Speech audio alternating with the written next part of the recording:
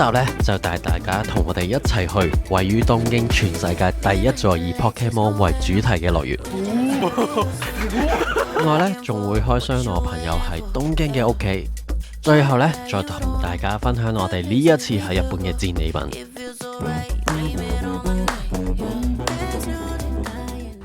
大家如果想去 Pokemon 樂園嘅話，可以由新宿乘搭京王線到京王讀賣樂園站，然之後呢再轉乘空中纜車抵達樂園。我哋而家搭纜車上去，單程嘅票價呢就係300 yen，來回就係500 yen。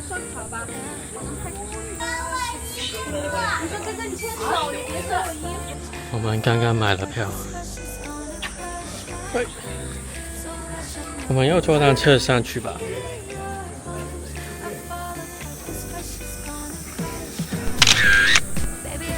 好啦，我哋而家準備坐纜車上去。我們兩個坐一個到場，沒什麼人，太好了，沒什麼人。對啊，成程纜車時間呢都係5至10分鐘啫。蠻漂亮的，我哋到啦，這裡就是啦。我原本以為呢個係，呢個應該唔係，唔係一個 Pokemon Center，呢個係出邊嗰個遊樂場，睇落去都好似幾得意。仲有嗰面有游水啊，有得游水。我哋而家揾緊 Pokemon Center 個入口位。我哋開頭呢以為呢一度呢就係 Pokemon 樂園嘅入口，但原來唔係。原來呢 Pokemon 樂園呢係成個遊樂場嘅其中一部分，所以呢，你係要先入咗遊樂場，再行入去先至會揾到。我哋揾到個入口啦，呢度有4個入口，我哋而家行入去。啱啱我哋行錯另外一度，我哋終於揾到啦！今日天氣真係好曬。我們中午才到，所以我們等一下可能就是2點。我那時候搶票是搶到2點的寶可夢森林，對。然後我們剛剛進來，然後就搶到這個商店的票是4點45，所以我們可能等一下去完森林，然後再去草沙鎮，然後再去這個商店。那最後這個是一個表演，那我們不一定會去，因為比較晚了。對，這個地方是排進去寶可夢森林，前面進去入口位置就是進去寶可夢探，這個是寶可夢的商店。咁我哋喺等候嘅時間呢，就喺附近度影下相，不過呢，都係得呢一個位置。今次呢，我哋嚟嘅時間呢，就係7月中，同大家講聲，日本嘅天氣呢，7月嘅天氣真係熱到呢，成個人呢都濕晒嘅。外面等候嘅地方呢，係冇瓦遮頭。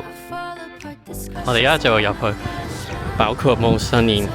入到去呢，你會得到一本研究小冊子。他這邊說伊布的這個尾巴，這個刺刺的就是男生，圓形愛心就是女生。還有什麼？這個是什麼？哈密瓜。等候期間呢，你會見到一啲熟悉嘅場景，之後呢，再有一段呢工作人員講解一番呢，然後呢就正式走入呢 Pokemon 嘅叢林世界。哇，好可愛！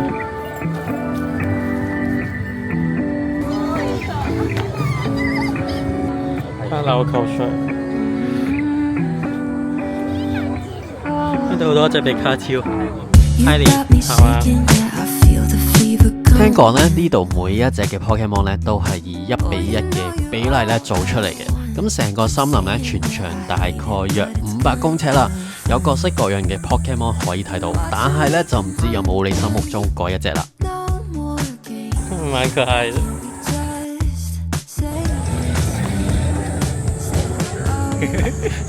他在笑哎，這隻很可愛。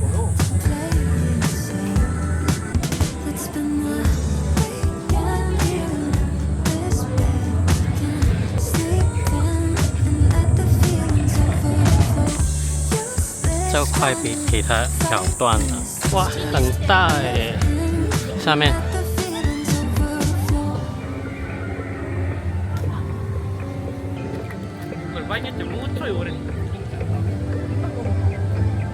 我哋行完成個 Pokemon 森林呢，一出到嚟呢，原來就係草沙鎮。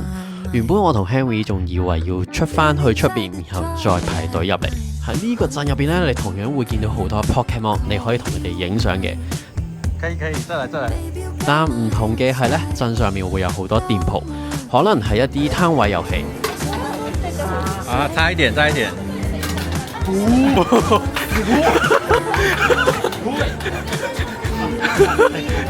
他跑到最遠的那個，或者可以買嘢嘅商店，或者可以買嘢食、買嘢飲。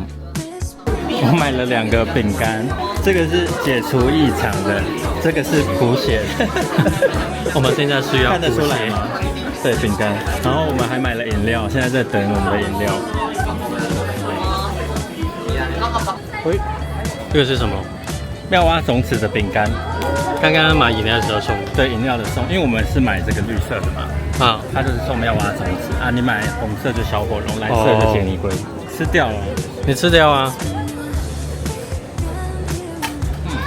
再提提大家，成個樂園呢都係冇咩冷氣嘅地方嘅，所以強烈大家呢要帶夠水，或者可能秋天、冬天嚟呢可能會行得比較舒服啲。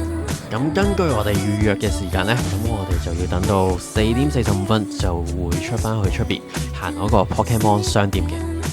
商店入面所見到嘅產品呢，有啲產品係呢一度呢先至可以買到嘅。夏天限定款式，全部都係水閪。咁職員咧都有同我哋提過啦，有啲商品咧係有件數量限制嘅，大家可能買嗰時咧就要注意翻啦。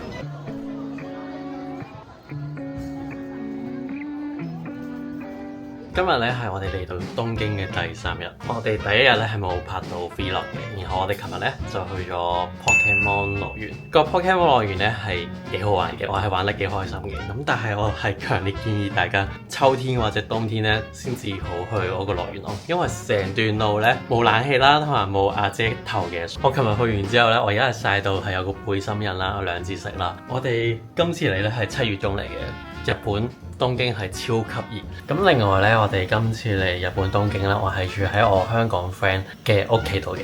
咁佢除咗日本東京有呢一個地方去俾我哋住呢，其實呢，我朋友呢喺 Osaka 大阪嗰度呢，有3間 B&B 嘅。大家如果去日本 Osaka 玩嘅時候呢，都可以去個 B&B 嗰度住下。我而家要出去呢，食咗個早餐先，食完個早餐翻嚟再同大家開箱嘅地方同埋介紹下去 Osaka 大阪嗰度嘅 B&B 係啦。我哋第3日嘅行程呢，都係一啲輕鬆嘅安排。早餐就去食翻第1日食過嘅咖啡店，呢間嘅三文治呢，真係好好食，所以呢，我哋都嚟咗第2次。我哋今次住嘅地方呢，就喺銀座附近，行翻出去銀座市中心呢，都好快。我同 Henry 呢，今次又去翻上一次嚟嗰時覺得好好食嘅紅豆包店，仲買咗其他口味，同上一次呢都冇變，一樣咁好食。之後呢，再去睇我近期迷上咗嘅運動鋪。Hello， 大家好，我食完早餐翻嚟，有一間嘅運動鋪咧，我好想去嘅，咁我就喺 Google 嗰度睇嗰啲人嘅留言啦，就話要10點半或者11點咧就去排隊掃描個 QR code 攞咗飛先可以入場嘅。我唔知大家有冇聽過 ON 呢個牌子，其實我係最近睇 Reels 先至發現呢一個牌子嘅。咁我啲朋友話其實呢個牌子已經流行咗一段時間，但我最近先發現啫。咁喺銀座呢一邊咧係有去間旗艦店嘅，咁我頭先咧就係食完早餐即刻跑過去，然後就排隊掃描個 QR code， 唔係即刻入得嘅，係要掃描個 QR code， 然後再等大概半個鐘至1個鐘頭先至可以入到去咯，超多人。咁好啦，咁另外一樣嘢就係，咁我呢3日咧就係住喺我朋友嘅屋企度啦，佢喺東京嗰度咧係得一個地方啫，咁就係呢度。我好感謝我朋友，因為我覺得去呢個嘅地方係比我之前去日本東京住嘅酒店更加靚嘅，同埋更加舒服嘅。我呢幾日咧都瞓得好好。咁我而家咧就係開箱我朋友呢個地方俾大家去睇睇嘅。入到屋主要分咗2大空間，第一個空間咧就係瞓覺嘅地方，第二個咧就係客廳嘅部分。睇得出我朋友喺成間屋嘅設計上面咧，真係花咗唔少心思。之後咧就係浴室嘅部分，我自己真係幾中意日式浴室嘅設計。廁所咧就會喺出邊門口入嚟位置嗰度。最可愛嘅係入到嚟屋之後咧，係會見到一隻綠色可愛小怪獸喺度等我哋。最後咧仲有個廚房仔喺隔離。好啦，咁我啱啱嘅影片呢，就係我朋友呢一度嘅地方嘅影片啦，係咪好舒服呢？我真心覺得佢呢度嘅 design 係真係幾靚同好舒服。咁佢其實後面入邊呢，係有間房呢，係打開呢，就係佢個衣帽間嚟嘅，咁我就打開俾大家睇啦。同埋佢間房出邊呢個位置呢，係一個細小嘅露台嚟嘅。其實我第一日嚟嗰時呢，我嚟到呢度係差唔多夜晚7點幾。所以我係唔知出邊係有呢一個位咯，係我之後我朋友同我講，我先至知原來我去廳可以行出嚟，然後有一個細小嘅露台俾大家睇睇先。係啦，就係呢個位。我朋友唔同我講，我都唔係唔知。係啦，咁如果你想食早餐嘅話，可以喺呢度。Henry 喺度，俾大家睇睇。唉，啱啱出邊太熱，所以我入翻嚟同大家繼續分享嘅係啦，咁呢個地方呢，就係東京銀座嗰邊啦。咁我朋友佢其實喺 Osaka，佢仲有3間 B&B 嘅。咁如果大家有興趣嚟到東京 Osaka 玩嘅話，咁都可以去個 B&B 嗰度住嘅。咁佢喺 Booking.com 同埋 Airbnb 都可以揾到佢嗰3間嘅 B&B 嘅資料嘅。咁我亦都會喺我 YouTube 下面嗰度咧，資訊欄嗰度咧就放低我3條 link 喺度。咁大家如果有興趣嘅話，都可以撳去睇睇嘅，同埋可以俾大家喺度睇睇大概佢有3間 B&B 嘅資料。係啦，就係呢3間，1、2、3，就係呢3間。係啦，好啦，我而家就開箱一下我哋呢幾日買嘅戰利品，我最期待嘅鞋。咁我啱啱就係買咗呢對鞋嘅，係啦，黑色、白色都基本款嚟嘅。咁我啱啱試完之後咧，佢個鞋底咧係真係好舒服嘅，同埋成對鞋好輕，好輕身，係啦。咁我就係買咗呢一對。嚟到銀座可以去佢哋旗艦店嗰度睇下，係啦。哦，開箱埋 Henry 仲有買一頂帽同埋，咦，什麼嚟？好吃，這個是什麼泡芙吧？我們這幾天買了超多零食，超多甜的。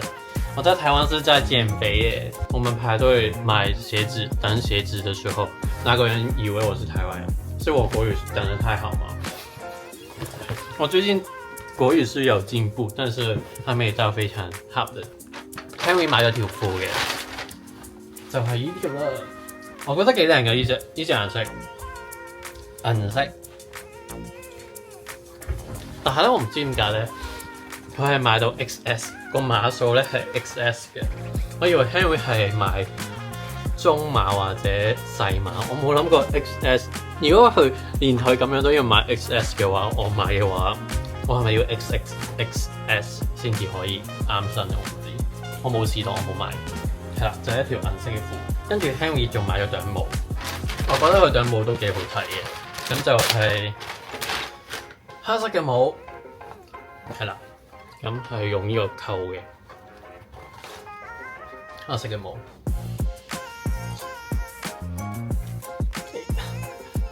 係啦，就係咁樣。咁我哋啱啱喺呢間 ON 咧，即係 on 咧，就買咗呢3樣嘢嘅。